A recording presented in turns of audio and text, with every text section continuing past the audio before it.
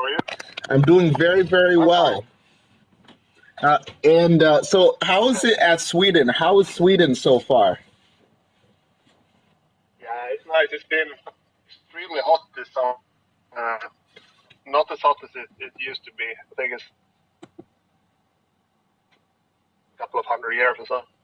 A couple of It's been hundred? really hot. Wow. Yeah, I think so. For years, yeah. I think it's something like that. But now it's starting to become more cold. I think it's Mm. like maybe 15, 20 degrees now. 15, 20 degrees? Celsius. Wow. Yeah, Celsius. Yeah. I see. I see. When does it usually start to get cold in Sweden? Yeah, after midsummer, it gets Midsummer? colder, but not like really cold. Uh, I but see. I think around September maybe. Awesome. Awesome. I understand. Wow. Yeah, Because I'm Sweden is one of the few places that I want to go. I actually want to check it out. yeah, yeah. You should Awesome. go when DreamHack is. Oh yes, DreamHack. Uh, Oh my goodness. So you know Armada and Leffen too. Have you met them before? no, I haven't. Oh, okay. Because they're the two competitive the two top competitive Smash Brothers player in Sweden. Yeah, yeah. Armada, I recognize his Yeah. name. Yeah. I've read several times. Oh, you read a lot about Armada? I think he plays for Alliance. It is the same guy. Yeah, it's the same guy. It's I the don't same think. guy. Yeah, that's the same guy. You're absolutely right. Yeah, All right. yeah. So He's really good. are you ready for this interview? I am so excited. Are you Yeah, excited about it? yeah, yeah. I think Awesome. it's gonna be fun. Awesome. So without further ado, I'm going to introduce you to everybody, to all those listening in. This interview will be recorded so that a lot of people will learn about Learn2Esport in Sweden. So are you ready? I'm ready. Awesome. So, sitting with me here today is Rasmus Sandström, the founder of Learn2Esport in Sweden. And right now, right now I'm interviewing, and I am Bowie Abiola of Raise Your Game Esports. So, what got you into gaming and esports, Rasmus? Yeah, I started well, really young when I got my but at that time it was like the games that come pre-installed. There was some old football or soccer game where the audience only screamed Argentina. It doesn't matter what team you played. It could be Sweden versus Brazil, but the crowd shouted Argentina, and it was like one of those old games, but it was really fun. I see. And after that, thing started playing Tibia, if you know what that is. It's a really old game. And a couple of years later, I got into more like esport games like Counter-Strike. And Counter-Strike has been a big game in Sweden for like 15 years or so. So playing Counter-Strike together with my friends and my teammates, I used to play hockey. So a lot of us played Counter-Strike together. And after a couple of years, I started to feel that there was something missing in the Swedish scene. There were a lot of good players and a lot of tournament organizers that like they told the players that they would get all these prizes and so on, but the prizes like never showed up. So we got tired of that. So we started hosting our own tournaments and started to providing pretty decent prizes for like amateur players. So in a couple of years, it grew from having like 200 members to have 30,000 members. So at that point, I really started to see that it was possible to become something in the esport area. So yeah, like that's the start. I started with Counter-Strike. I noticed that there was a gap like in the market for the amateur players in Sweden, and then we started to create our own tournaments and building our own tournament platform. We are programmers, so we made everything on our own. Awesome. Awesome. Thank you very much. What are your favorite video games in general? Yeah, I played Counter-Strike for such a long time. I still enjoy it. Not playing as much as I used to. League of Legends is also a really good game that I also played for a long time. So I would say Counter-Strike, Go, League of Legends, and I also enjoy watching Overwatch, especially since I have a good friend of mine that is playing in the Overwatch League for Florida Mayhem. So I used to watch their games at least. Yeah, Overwatch is very exciting to watch. Like, I'm getting into Overwatch relatively recently. I've always been into Overwatch whenever I'm not playing Smash, Super Smash Brothers. But now I've just been getting more and more into Overwatch. Yeah, it's a cool game. It's a really cool game. I played it a lot when it first came out. It wasn't really a game for me, but I enjoy watching it. And I think it's cool how Blizzard have like made it a franchise or what to say. So it's more like the NHL and NBA in the USA. Yeah. And I hope it will work out for them. Oh, me too. And Overwatch was the Game of the Year for 2016 when it first came out. It won Game of the Year unanimously. Yeah. It's like the graphics are nice. It's like really smooth, and the game is like so well developed. But I guess that's what you get when it's like Blizzard and those really big companies that creates the game. So I wasn't really surprised that it was a good game. But yeah, it's a really cool game, and I hope it will keep growing. Same here. Me too. What is Learn2Esport, and how and when was it started? Yeah, Learn2Esport was started around, I think it was 3 years ago. And it's an educational platform that we developed. And we also created content for Counter-Strike and League of Legends. So we have lessons on the platform. And we help schools to develop their eSport programs and to start up their eSport programs. So the students in Sweden now, in a lot of schools, they can like have their major program. So maybe you want to study programming at the, I'm not sure what it's called. If you translate, it's called gymnasium in Sweden. It's like the stage after high school, but the stage before university.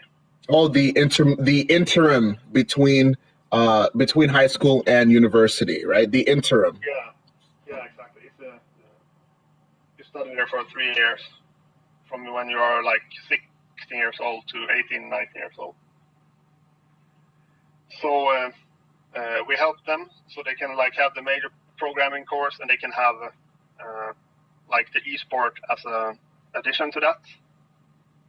So yeah, we help them to develop as players and get to know the eSport industry and how it's possible to work in the eSport industry. And yeah, we help them with everything around that, how to start and build your own company in the eSport area. But mostly we focus on helping them to get better players. So we have some really good coaches who created a lot of content and material that we have on the platform. Yeah, so we just provide this service to the schools that are interested. Oh yes, and I bet that's very good because esports can be used for educational purposes as well, where kids learn. Like it's a learning experience, not just competitive. It's learning, and people learn about the different aspects of esports that they can get into, not just at the top level of competitive play. And I just find it very inspiring as to how Learn2Esports educates those who are interested in esports, not necessarily at the top level, but at all levels of esports in the industry, and that's very inspiring. Yeah, I'm glad to hear.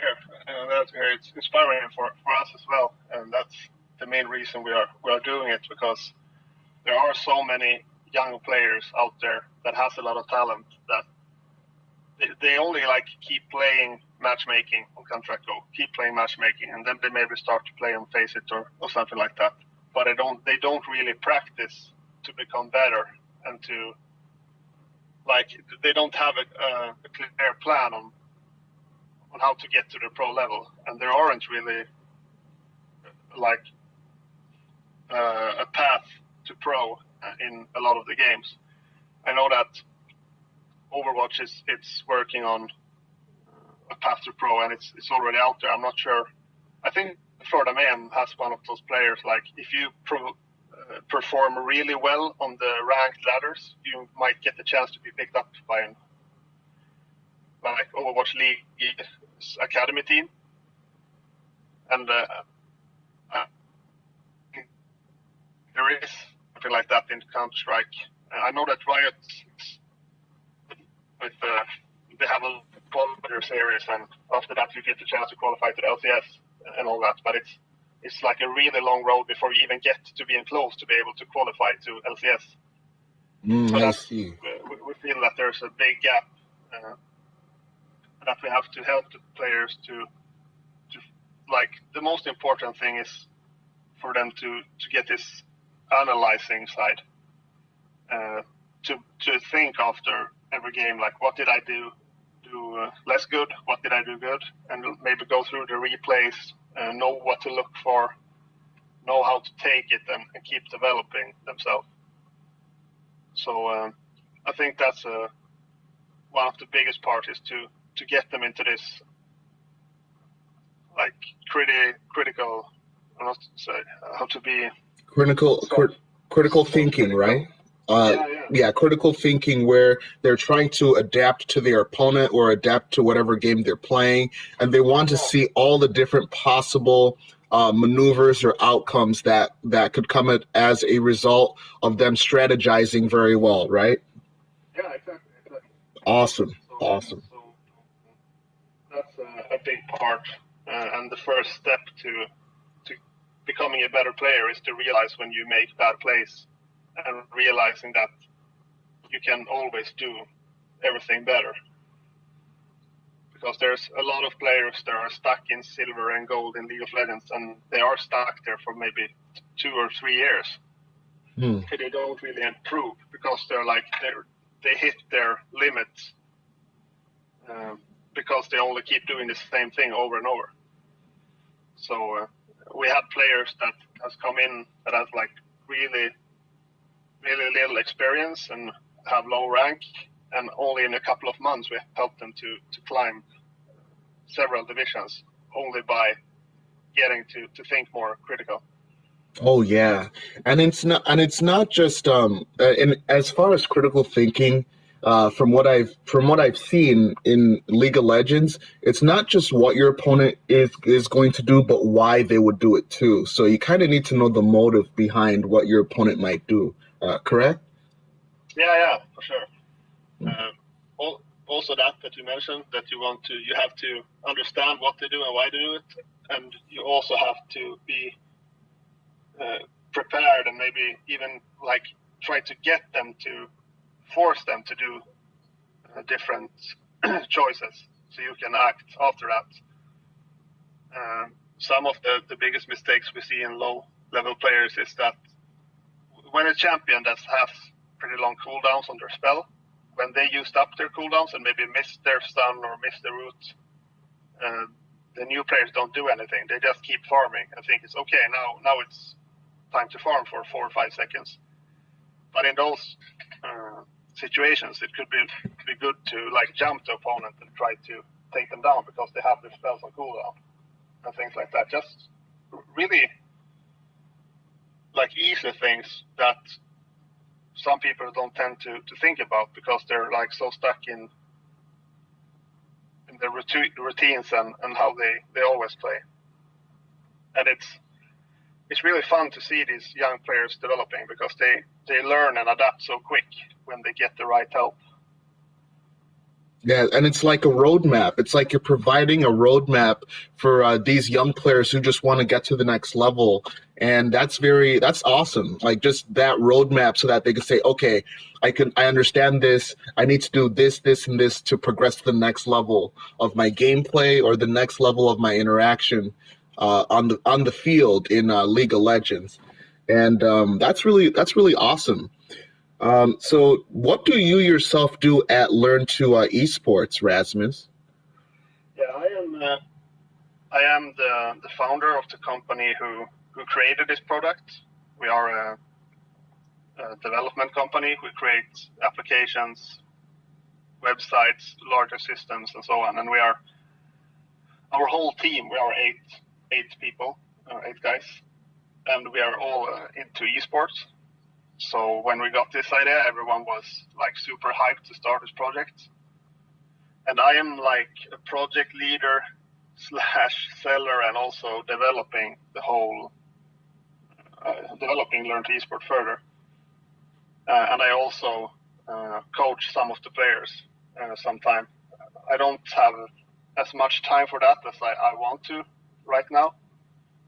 But yeah, I think it's really fun to coach.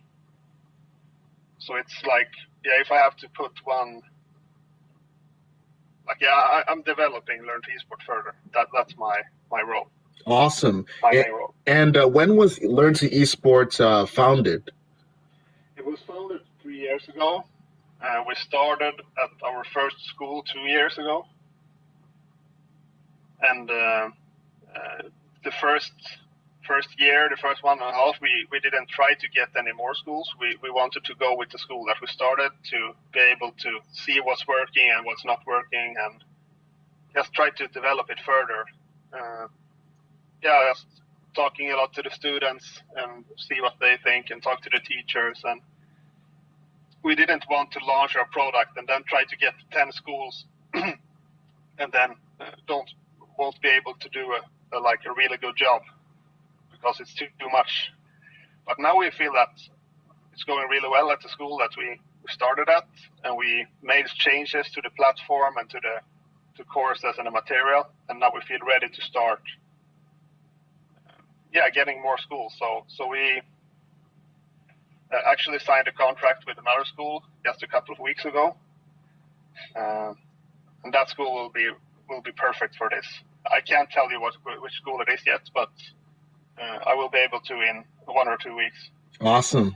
And you started small with smaller schools, and you're progressing to bigger schools, right? Yeah, we started small with one school. It's a pretty small school, but still, like in Sweden, it's maybe a medium-sized school. We just wanted to see what worked out, and it was the first time we did anything like this. It was one of the first time it ever happened. So we went in with a humble attitude and feeling that we could always keep developing this. So we need to see what works for the students and for the school and what works for us. And now when we have that experience, we could take it further and keep bringing in more schools and helping them. Awesome. Who are some of your sponsors, and how do you guys work together in regards to promoting the esports scene within Sweden as a whole, or even throughout the entire world? Yeah, one of our partners is Keda Gaming. It's that tournament organizer that I founded, I think it was 7 or 8 years ago.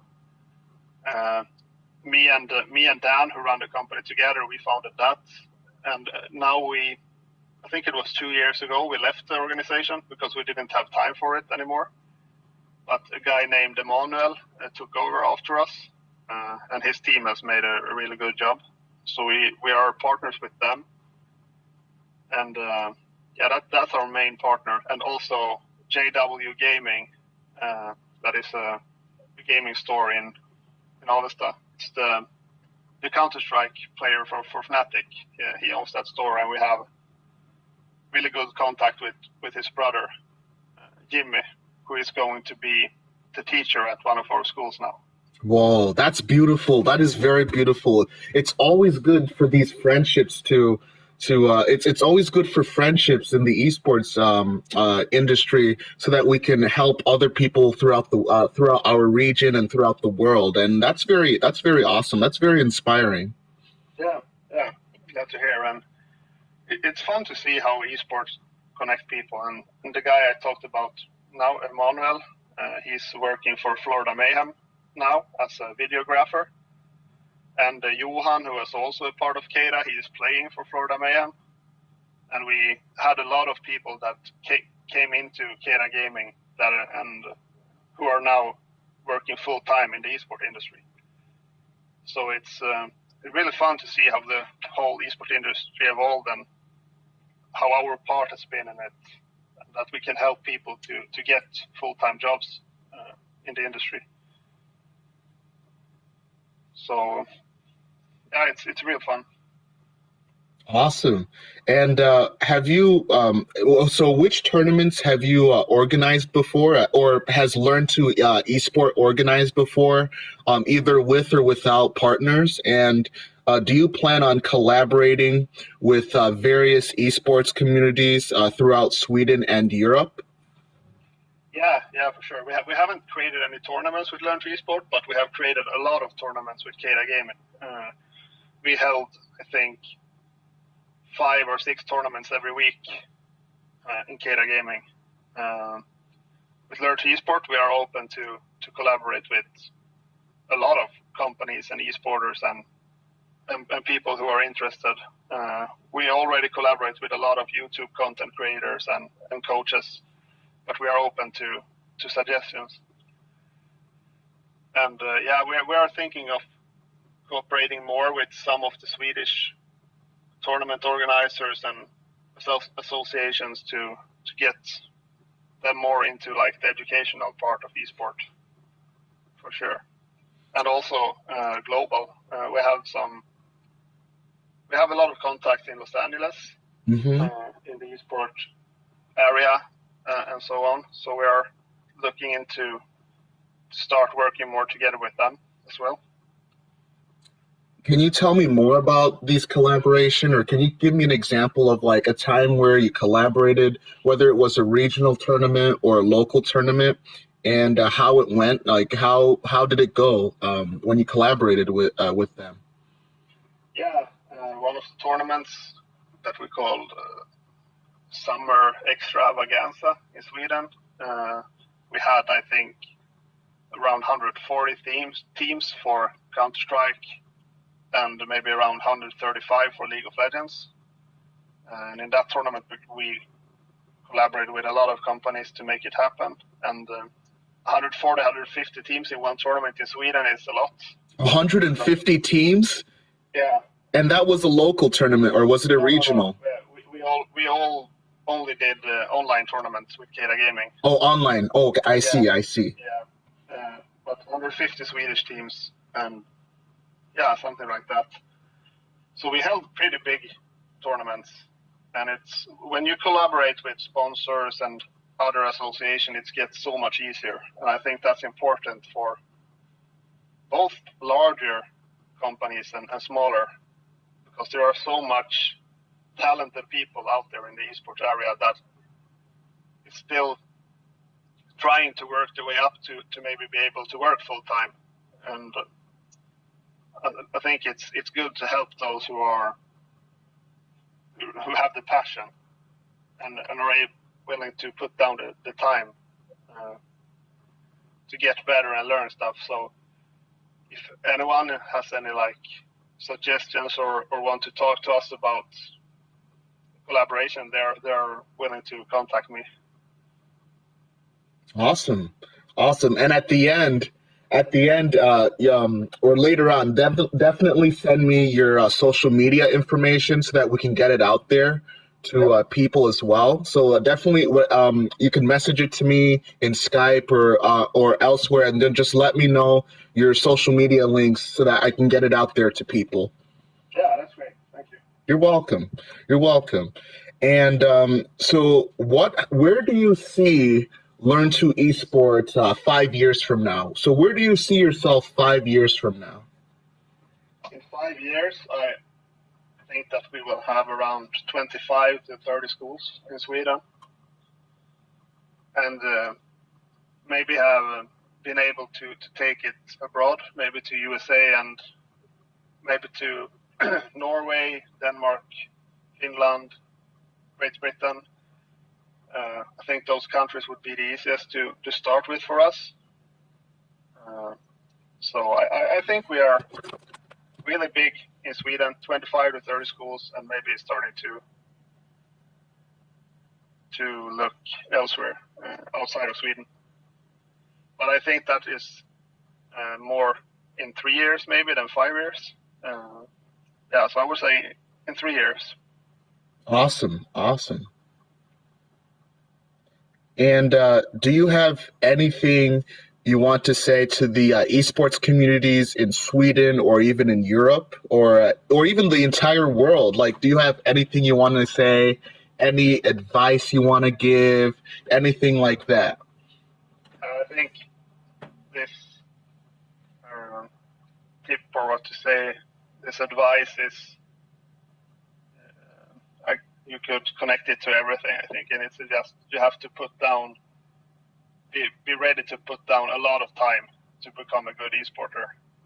It's not enough to play a couple of hours every night. I mean, you have to put down a lot of time, and also be open to developing yourself as a player and a person, and be able to listen to players that have more experience than you. I think that is the best advice I can give, at least. Awesome. So thank you very, very much, Rasmus. I appreciate you taking the time the time out of your day to interview with us. And we will, and so send me your social media, and I will get it out there to people. I'm also going to post it on I'm going to post this interview on the Raise Your Game eSports YouTube channel. So I'll send you the link to the interview right after it's been uploaded. And thank you so much, Rasmus. You have an amazing insight to the esports industry, and I look forward to seeing great things from Learn2Esport. Yeah, thank you so much. It was really fun, and I hope that we get the chance to talk again sometime. Absolutely. And is it okay if I do more frequent interviews with you, like maybe update interviews as to the latest thing that Learn2Esport is getting, or the latest thing that Learn2Esport is doing, like maybe quarterly interviews? Is that okay with you? Yeah, for sure. Awesome. Because the world needs to know about the great things that the esports industry is doing, and Learn2Esport is doing fantastic things in the esports industry. Yeah, thank you. I'm glad to hear. I think it's really good that the Raise Your Game is doing these interviews and keeping the esport fans updated. So I would like to thank you as well. You're welcome. You're absolutely welcome. And so I'm going to sign out. And so without further ado, thank you guys. Thank you everybody for hearing this interview. This is Bowie Abiola at Raise Your Game Esports, signing out.